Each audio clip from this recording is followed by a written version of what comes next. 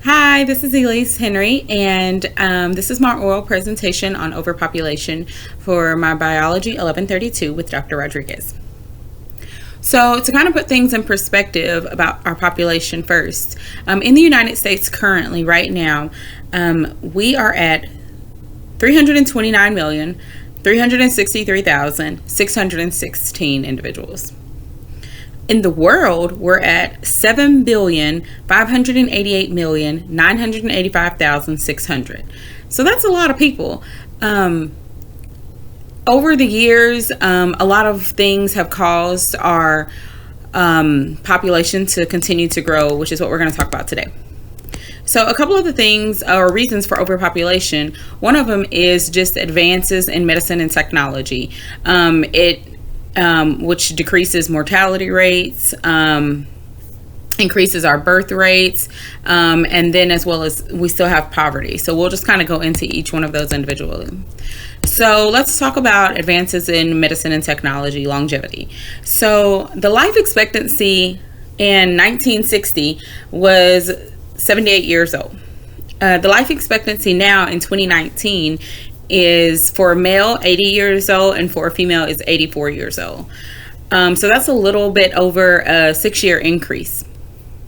And modern medicine and advanced technology has played a really big part in all of this. I like to use the example of my father. He passed away of colon cancer when I was about 12. That was about 22 years ago.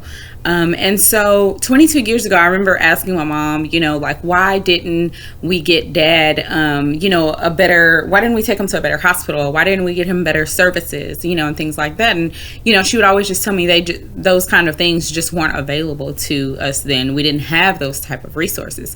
And so now, I really understand and I'm able to put that in perspective. So I use that as an example just to kind of demonstrate, how far we've come along. So my father passed away in 1996. And in 1996, the death rate for that particular cancer, colon cancer, was about a 30% death rate. And now in 2019, it's less than 20%. So, that's a big drop in numbers. And so people are able to survive some of these illnesses, and they're not living with death sentences, as well as just in general, the overall health of individuals is better. With us having access to healthcare and, just different modern technologies and medicines that are allowing people to live healthier lives. The next one is a decrease in infant mortality.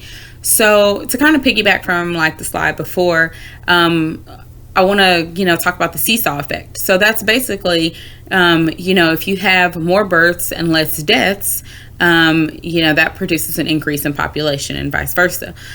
So in the United States, this is just the United States, but there is a birth every 8 seconds and there's a death every 12 seconds, according to the National Census Bureau. At this point in history, mothers have higher access to healthcare than they've ever had at any other point in history, which is pretty amazing. They're receiving education on their pregnancies, how to deal with certain things, how to eat better, how to be healthier during their pregnancy. So that's producing, these babies being born a little bit more healthier and able to have a higher survival rate when they're born.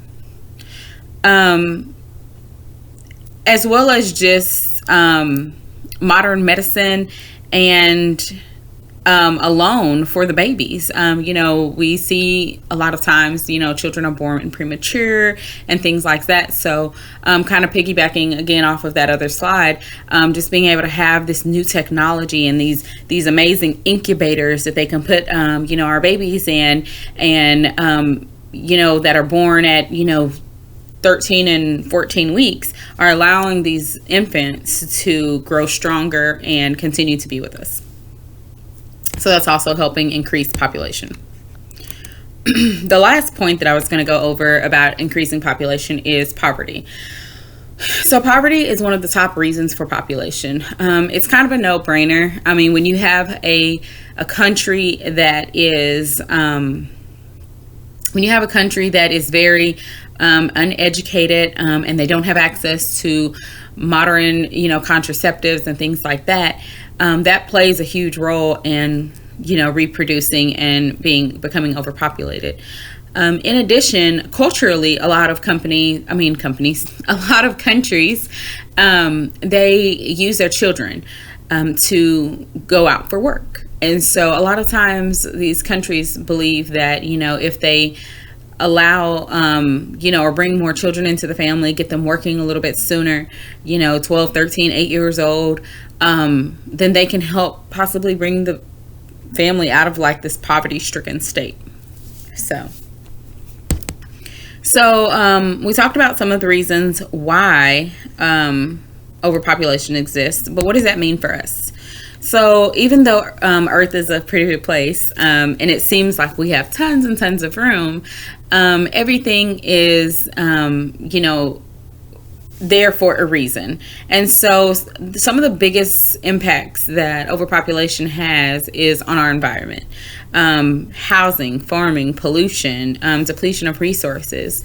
Farming and raising animals is a big one, because as we continue to overpopulate our society, people have to have somewhere to live, and so they continue to take away a lot of our farming land, where we're able to raise animals and plant crops and things like that to build these housing situations for a lot of people, and that in turn leaves us with less animals, or animals going going to extinction. And it also leaves us with depleted resources, going into like a food shortage. Then you have the problem of pollution. And that too, you get, you would think that more people, could sustain the earth a little bit better, but without the proper education, our earth is continuing to, be degraded slowly and surely. As people continue to buy cars that aren't energy efficient, we have more waste in general. And so we have more landfills. And so all of these things, go into our whole, as we learned, our carbon footprint. And ours, I learned that my carbon footprint was, I felt like it was, enormous. And so if that's my carbon footprint, I can't imagine, what the carbon footprint is like for every single person, especially for the people that have no education on how this even works. So those are just some of the pointers that go into the effects of overpopulation, which I will write more about and go more into detail in my research paper. So thank you for tuning in, and I'll see you shortly. Bye.